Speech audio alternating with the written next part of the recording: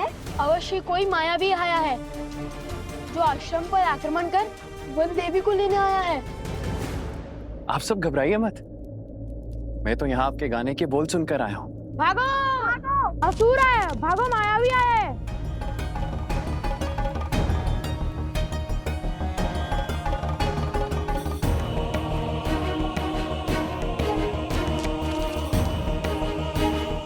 क्या हुआ?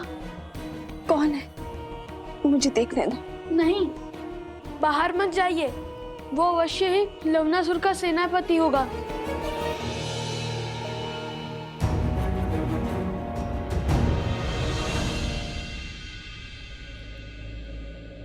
जिसके मुख पर श्री राम के नाम का गुणगान हो, उससे किसी से भयभीत होने की कोई आवश्यकता नहीं है।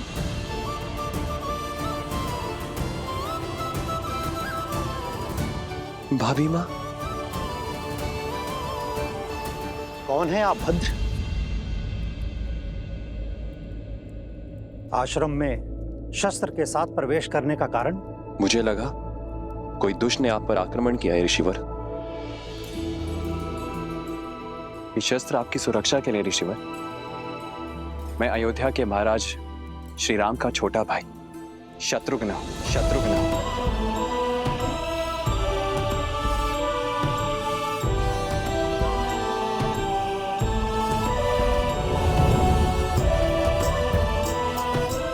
शत्रुघ्न भैया,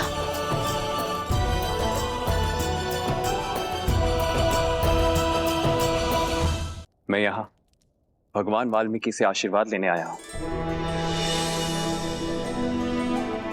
महाराज श्री राम की आज्ञा से लावणासुर का अंत करने निकला हूँ। आइए आइए, आप मेरे साथ आइए। आइए।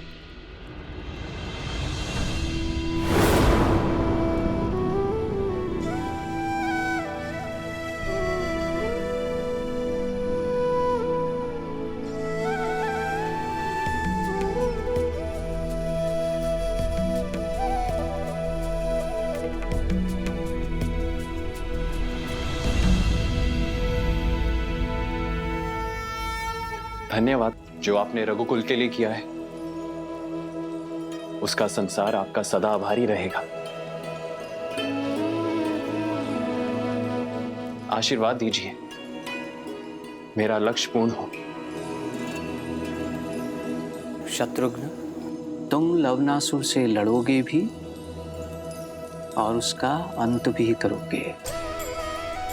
तुम्हारे पास राम का अस्त्र जो है, किंतु पुत्र, बीते हुए कल का भार और आने वाले कल की चिंता भुजाओं को झुका देती है। इसलिए तुम अपना धर्म निभाओ और निश्चिंत रहो, क्योंकि रघुकुल का भविष्य अति सुंदर है।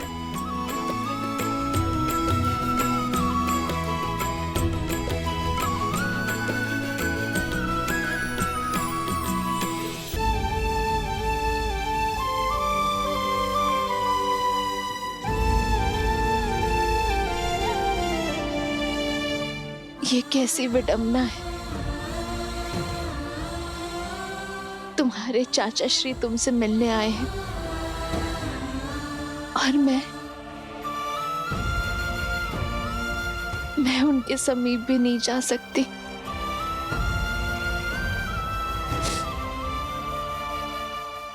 मेरा हृदय तो ये सोच सोच कर बैठा जा रहा है कि मैं कैसे रघुवंश के भविष्य को एक रघुवंश के आशीर्वाद से दूर रखूं।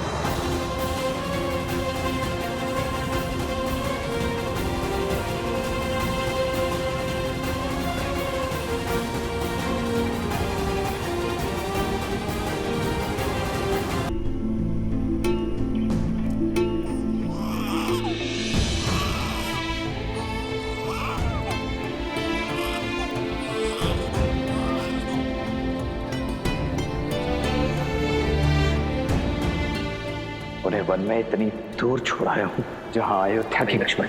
मुझे संकेत भी मत देना कि तुमने सीता का त्याग कहाँ किया है।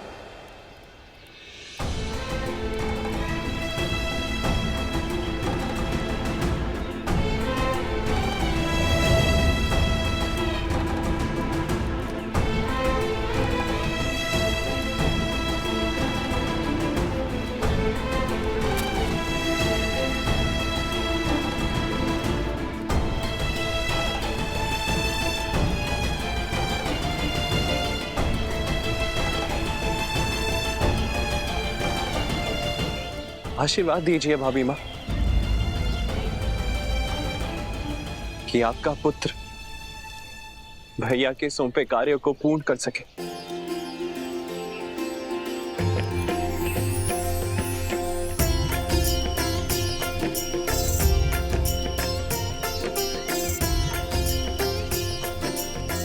शत्रुघ्न भैया, शत्रुघ्न भैया, होई सोई जो राम रचिरा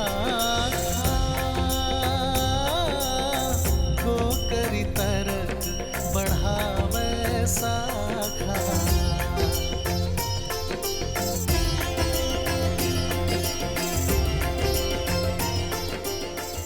कैसे है मेरे श्री राम, मेरे श्री राम। राम सिया राम जय जय राम। राम सिया राम जय जय राम। राम सिया राम जय जय। धन्य है आप दोनों। आत्मा के बिना प्राण कैसे होते हैं। आप यहाँ आश्रम में वनवासी का जीवन जी रही हैं, अभावों में रह रही हैं, और वहां राम भैया अपने महल में सन्यासियों का जीवन जी रहे हैं। दिन भर प्रजा और परिवार के कार्यभार संभालते हैं और फिर अपने कक्ष में आकर वल्कल लपेट लेते हैं। राजसी भोजन त्याग कर फल आदि का सेवन करते हैं। अयोध्या के प्रतापी महाराज से आपके पति बन जाते। कोई कुछ कहता नहीं है भाभी माँ, किंतु सब जानते हैं कि भैया का केवल तन वहां है, उनकी आत्मा यहां आपके साथ है। आपकी पीड़ा उनके त्याग में झलकती है। राम सिया राम सिया राम सिया राम। प्रेम और समर्पण की पराकाष्ठा है मेरे श्री राम। प्रेम के बिना समर्पण असंभव है भाभी माँ। ये त्याग तभी हो पाया क्योंकि आप दोनों का प्रेम असीमित है।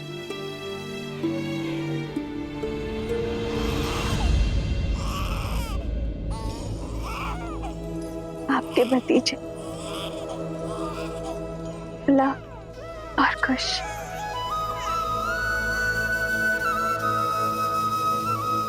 भाभी माँ, क्या मैं उन्हें देख सकता हूँ?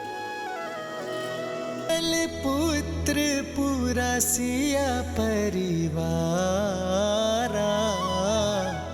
प्रबल आनंद शत्रुघ्न जो पारा।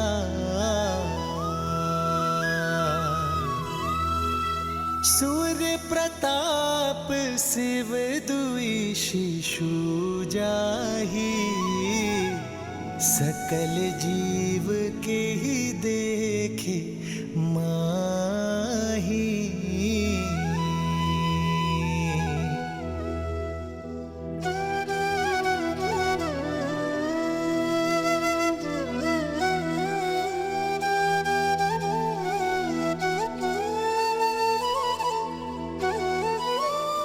अब आज्ञा दीजिए भाभी माँ।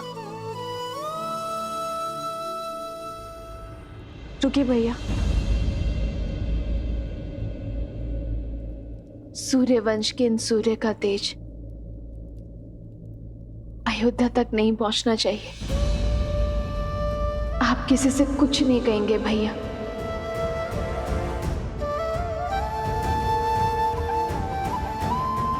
श्री राम से भी नहीं।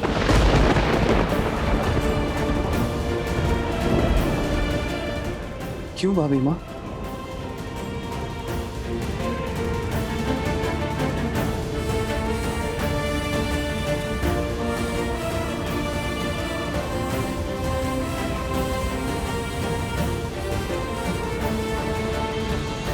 संतान के लिए पिता का मोह वो घातक शस्त्र है शत्रुघ्न।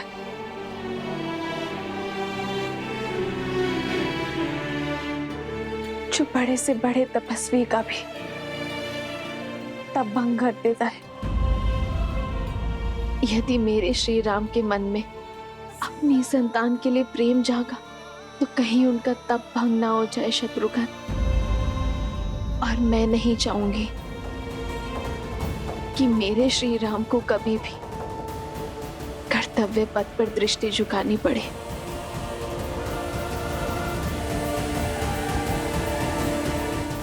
आपके आदेश का पालन किया जाएगा भाभी माँ। अब मुझे आज्ञा दीजिए। तेरी जय जयकार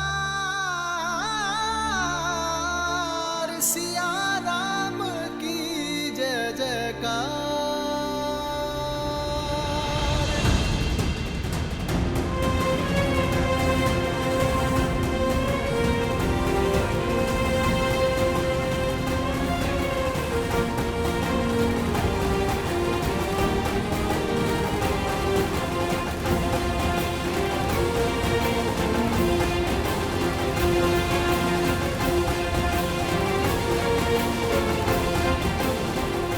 श्री राम।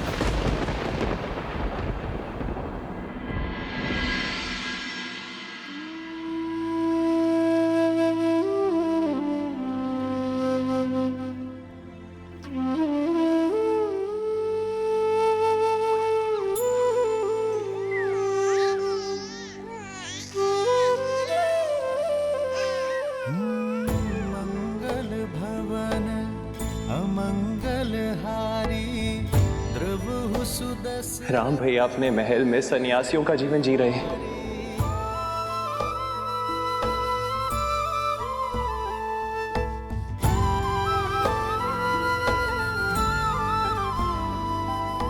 राम सिया राम जय जय राम।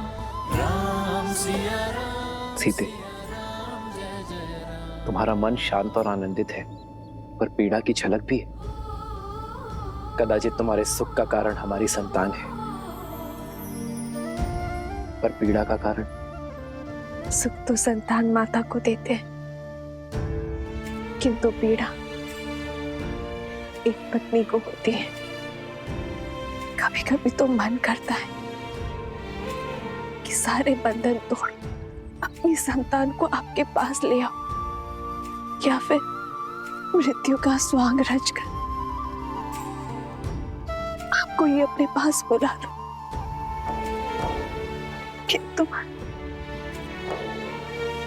किंतु तुम जनक की पुत्री हो, राम की अर्धांगिनी हो, रघुकुल के पुत्र वधू हो।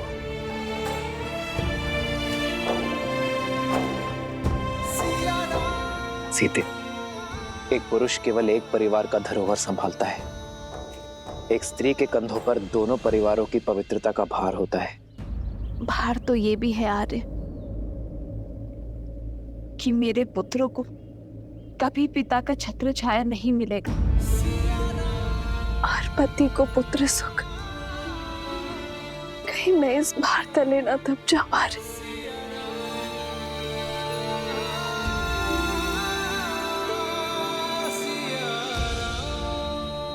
भार स्वार्थी होता है सीते, उद्देश्य निस्वार्थ।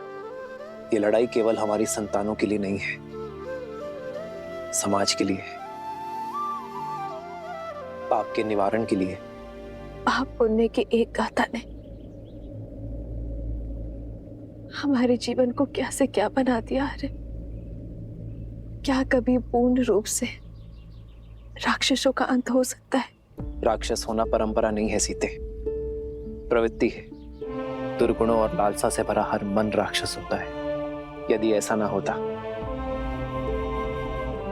तो ना ही मधु ऋषि के घर लवनासुर जन्म लेता और ना ही रावण का भाई विभीषण होता। जैसे जैसे समाज में विद्या, आस्था और संतोष की वृद्धि होगी, वैसे वैसे ये राक्षसी प्रवृत्ति पाताल में गिरती चली जाएगी। समस्त कोसल राष्ट्र शुद्ध हो जाएगा, तब ये नियति हमें पुनः अवश्य मिलवाएगी।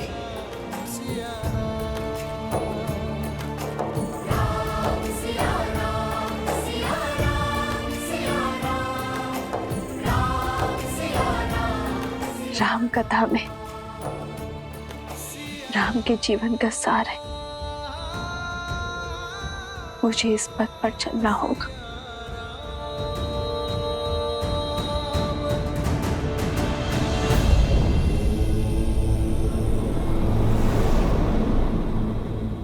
माता सीता अगर अयोध्या में होती तो लव और कुश का लालन पालन उनके लिए कितना सरल होता ना। अब यहाँ आश्रम में अयोध्या की महारानी को शरण लेनी पड़ी है।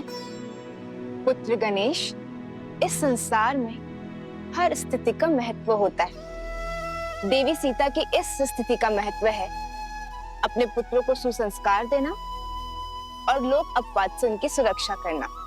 गणेश, जैसे तुम्हारी माता आदि शक्ति संसार की कारण शक्ति है, देवी सरस्वती संसार की ज्ञान शक्ति है, वैसे ही देवी लक्ष्मी संसार की पालन शक्ति है। अब तुम ही सोचो, जो समस्त संसार का लालन पालन करती हैं, जब वो इन विषम परिस्थितियों में मानव अवतार में सीता के रूप में अकेले अपने दोनों पुत्रों का लालन पालन करेंगे, तो उनके दोनों पुत्र कैसे प्रखर होकर निखरेंगे।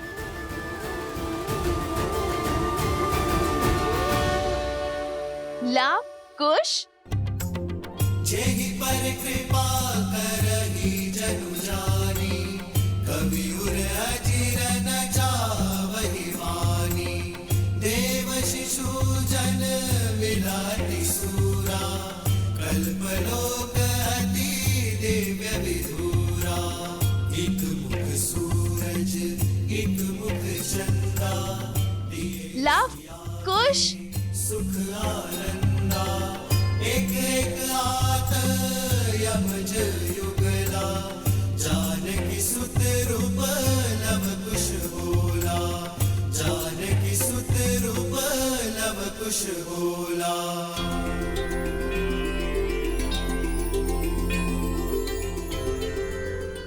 लव और कुश ने सभी वेदों को बालपन में ही कंठस्थ कर लिया था, परंतु एक और वेद भी था जिसे उन्होंने भली भांति कंठस्थ किया, और वो था मर्यादा पुरुषोत्तम श्री राम की जीवन कथा।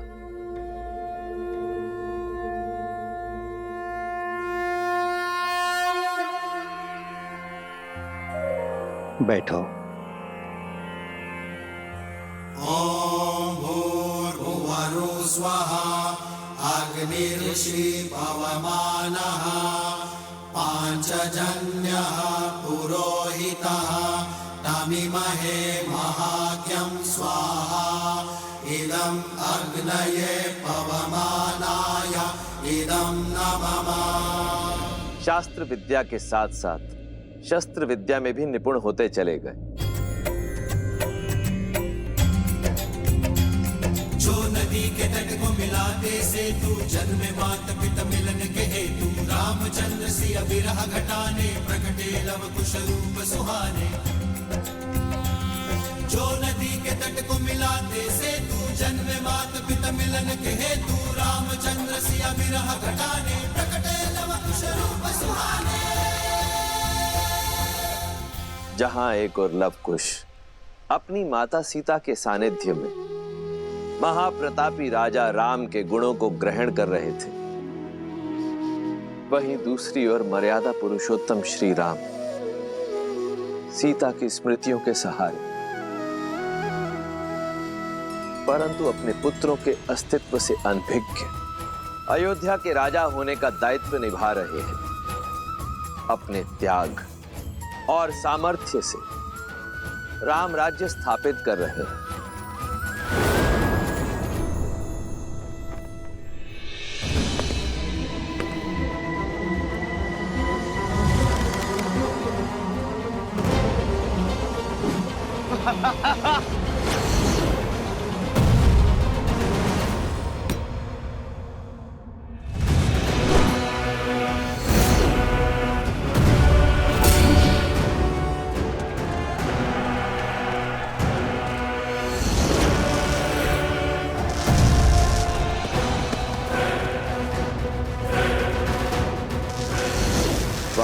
शत्रुघ्न और लवनासुर का युद्ध वर्षों तक चला।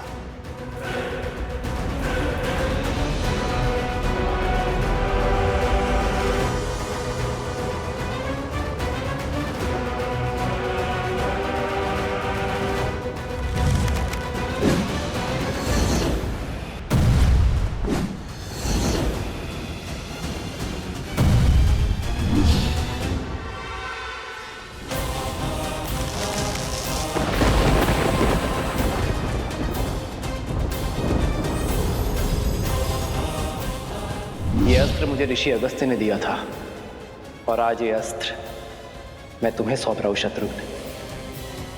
कदाचित नियति ने इस अस्त्र पर लवनासुर का ही नाम लिखा है और आज ये अस्त्र अपना कर्तव्य निभाने के लिए सज्ज है।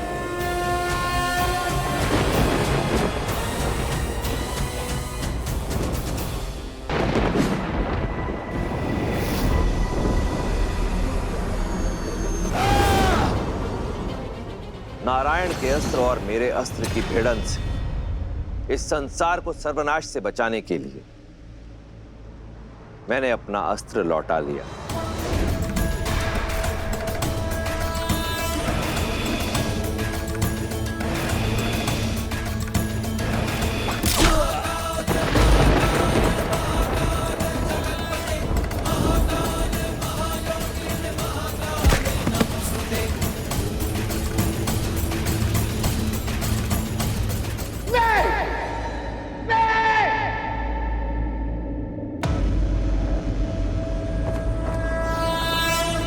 मुख रावण का यह अस्त्र निस्तेज होकर नहीं गिर सकता।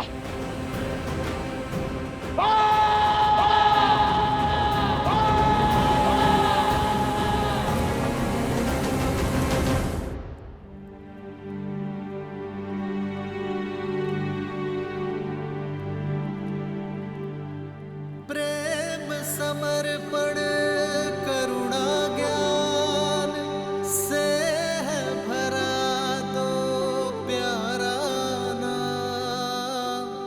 जय सिया राम, जय जय सिया राम, जय सिया राम, जय जय सिया राम। सिया राम, सिया राम, सिया राम, सिया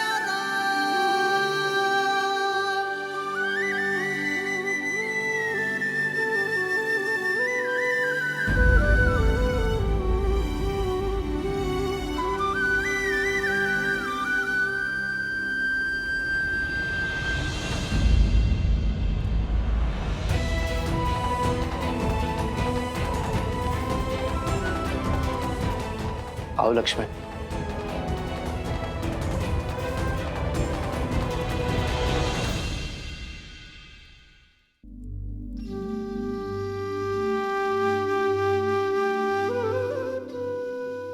जिन श्री राम की बाईं ओर भाभी माना खड़ी हो वो अयोध्या के राजा राम अवश्य हो सकते, परंतु लक्ष्मण के भाई कदापि नहीं।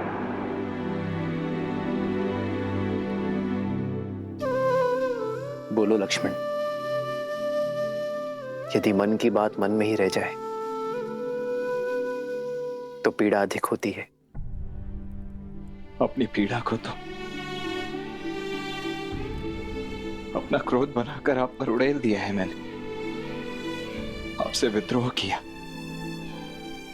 आपसे दूर रहा, परंतु आपने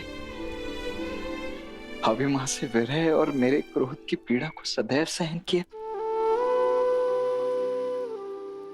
आज भी कर रहे हैं। सीता से विरह तो तब होगी ना जब हम मन से दूर हो जाएंगे। सीता मेरी श्वास है लक्ष्मण, और श्वास मृत्यु के बाद ही दूर होगी शरीर से।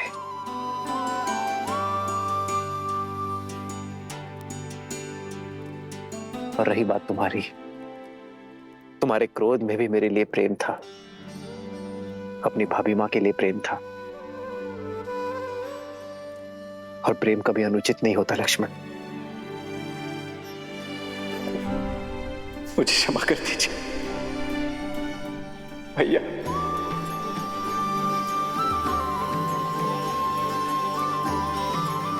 क्षमा कर दीजिए भैया। लक्ष्मण उठो।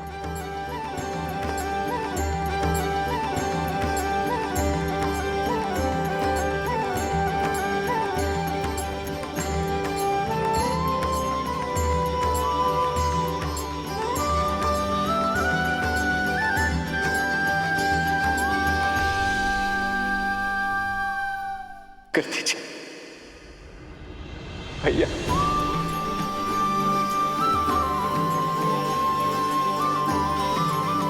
क्षमा कर दीजिए भैया।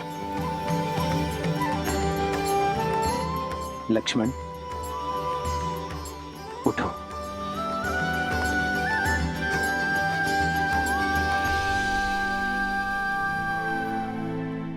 ये सत्य है भैया, आपके निर्णय की अवहेलना करता रहा, आपके त्याग को एक राजा का अभिमान मानता रहा। पर तो सत्य ये भी है भैया कि इतने वर्षों तक प्रति क्षण में आपको देखता भी रहा।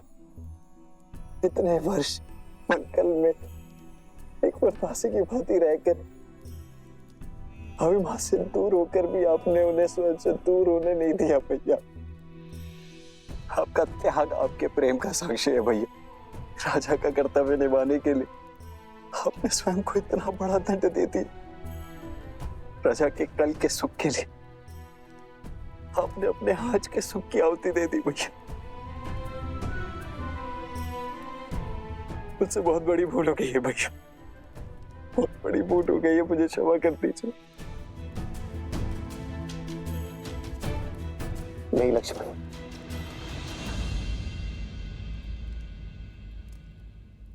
जितना दुख मुझे सीता के बिछड़ने का था, उतना ही दुख मेरे लक्ष्मण को स्वयं मुझसे दूर जाते देखने का था। किंतु दुख के साथ साथ एक विश्वास भी था कि मेरा भाई एक दिन मेरे निर्णय को अवश्य समझेगा। वो एक दिन मुझे क्षमा अवश्य करेगा, एक दिन मेरे पास लौटकर अवश्य आएगा। और मेरा विश्वास करो लक्ष्मण, सीता भी सम्मान सहित अयोध्या लौटकर अवश्य आएगी।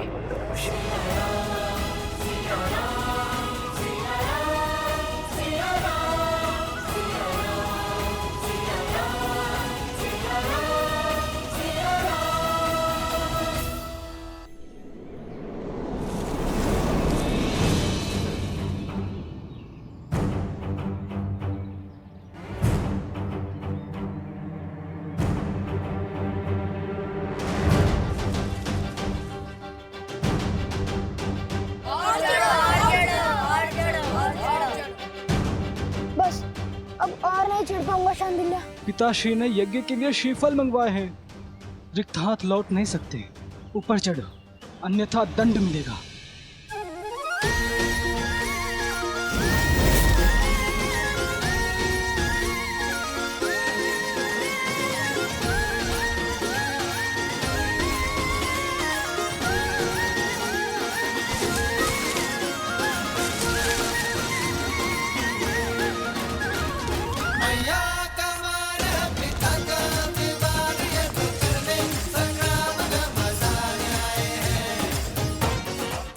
कुमुदनी, कहाँ चले गए ये दोनों? कहीं दिखाई नहीं दे रहे। माता आ गई।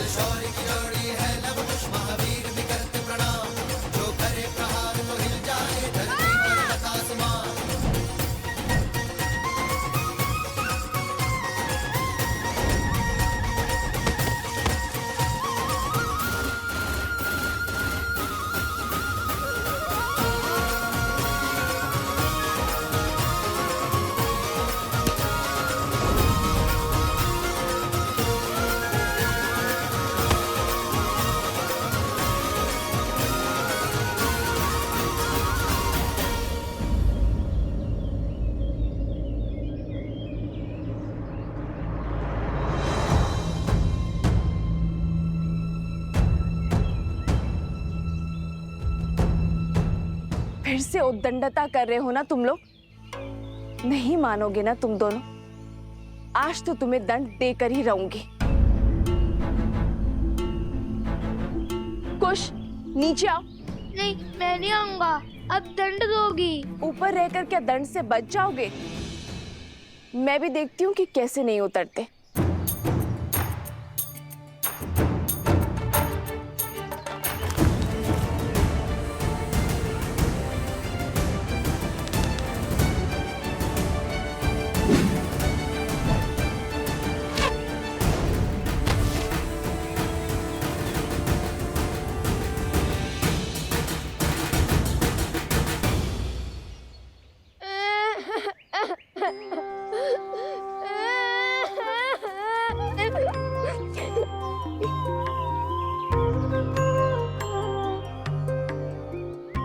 मैंने बहुत बोला लव भैया को कि मुझे ऊपर मत भेजो, माता क्रोधित होंगी। फिर उन्होंने मेरी एक ना सुनी। बड़े भैया का आग्रह था, वरना मैं और इतना बड़ा दुस्साहस। रोना बाद में, पहले दंड लो। जब डांटने का उद्देश्य पूरा हो गया, मैंने रो भी लिया। फिर क्यों डांटना? जो नहीं रो रहे हैं उन्हें डांटिए ना। बहुत वचाल हो गए हो तुम दोनों। आज संध्या का भोजन तुम दोनों को नहीं मिलेगा।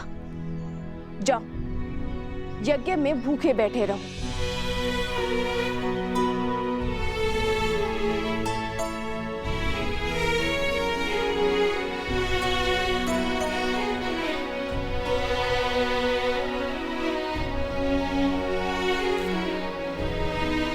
वन देवी, लवकुश आपके सामने यूं ही ब्रज पर चढ़ गए, आपको भय नहीं लगा?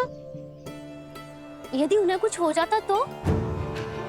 माता की सबसे बड़ी पूंजी होती है संतान, और जब माता को अपनी संतान की योग्यता पर संदेह लगने लगे तो समझ जाओ कि उसे संदेह अपनी दी गई शिक्षा और संस्कार पर है। ओम भूर्भुवस्सुः तत्सवितुर्वरेण्यं भर्गो देवस्य धीमहि धियो यो नः प्रचोदयात्।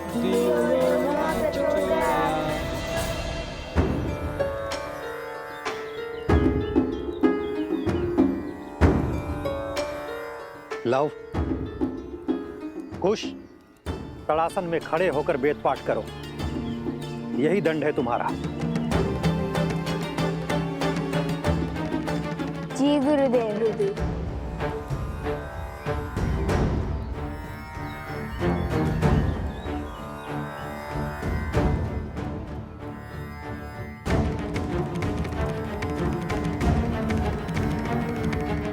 देख रहे हैं लव भैया, कैसे माता और गुरुदेव से हमारी चुगली करके हमें दंड दिलवाकर कैसे मुस्कुरा रहा है ये शांडिल्य। पता नहीं माता का मन बसीचेगा भी या नहीं। मुझे तो अभी से ही भूख लग रही है। और दंड पाना है? शांति से वेदों का पाठ करो और करने दो। ओम भूर्भुवस्सुः तत्सवितुर्वरेण्यं भर्गो देवस्य धीमहि धियो यो नः प्रचोदयात्।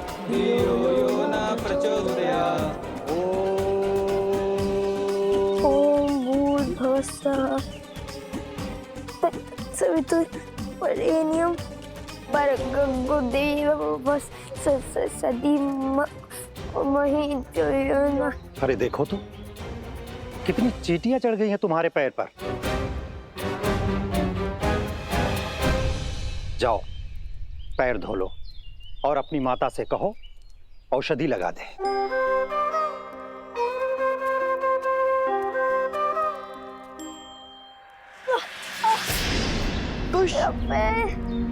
भैया सहायता करो। जाओ, सहायता करो। जी गुरुदेव। कुश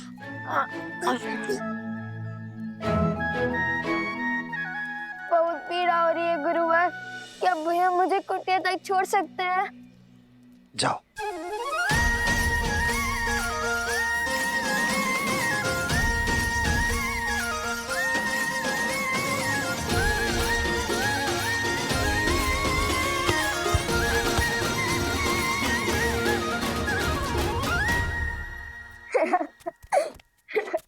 क्या आवश्यकता थी इस स्वांग की? आवश्यकता थी भैया। हमने देखा नहीं शांडिल्य का मुख कैसे उल्लू की भांति उतर गया था।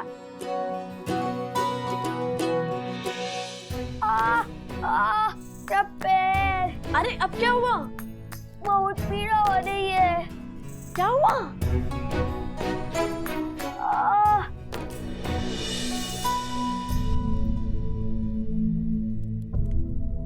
क्या हुआ कुश?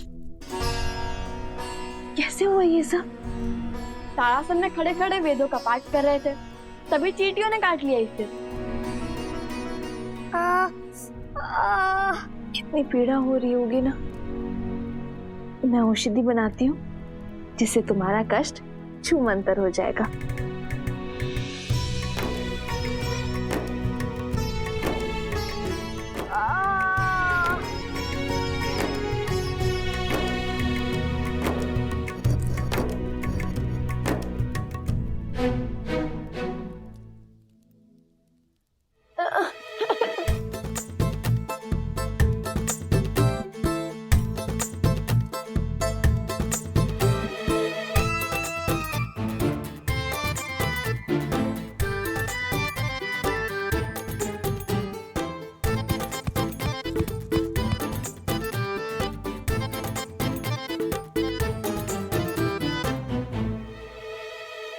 माता रहने दीजिए ना, इतनी भी पीड़ा नहीं हो रही माता।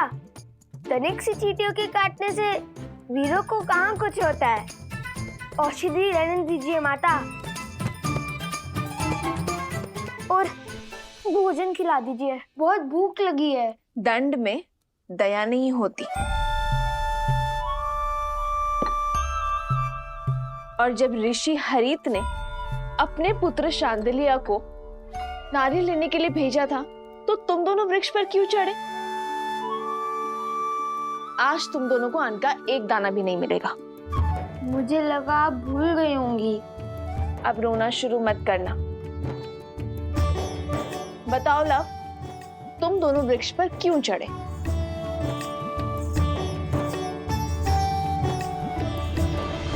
हम ये जो पूंछ लगाकर घूमते रहते हैं ना, उसके कारण आश्रम के सभी बालक हमारा उपहास उड़ाते हैं, वानर वानर कहते हैं। तो तुम दोनों पूंछ लगाते ही क्यों हो? क्योंकि हम श्री राम के सबसे बड़े भक्त हैं।